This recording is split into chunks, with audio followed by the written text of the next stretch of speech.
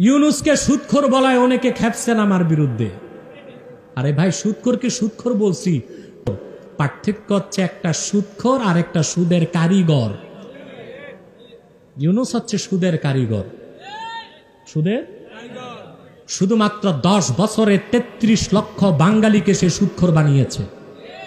সুদ খাওয়া, সুদ দেওয়া এক জিনিস, আর মানুষের ঘরে ঘরে রক্তের ফোঁটায় ফোঁটায় সুদ মিশায় দেওয়া, ওই রকম জঘন্য সুদখোরের বিরোধিতা করায় যারা আমার বিরোধিতায় লিপ্ত হয়েছেন, আল্লাহর গজবে বাকি নাম নিশানা আপনাদের মুছে যাবে ইনশাআল্লাহ। এখন একজনের চেহারা খুব দেখা যায় টেলিভিশনে, বাংলাদেশের মহিলাদেরকে বিভৎস করার জন্য, গ্রামে গঞ্জে সুদের মতো কবিরা গুনাহকে পৌঁছে দেওয়ার জন্য সবচেয়ে বড় অবদান যিনি রেখেছেন তার নাম হলো ডাক্তার ইউনূস। সুদ এত বেশি কোনো ব্যাংকে নাই যত বেশি গ্রামীণ ব্যাংকে, এবং এই সুদ দিয়ে তিনি মানুষের বাড়িঘর ভেঙে নিয়েছেন। এটার অসংখ্য নজির আছে। যদি ইসলাম থাকতো, হাজার হাজার জিনার দায়ে তাকে শাস্তি দেয়া হতো।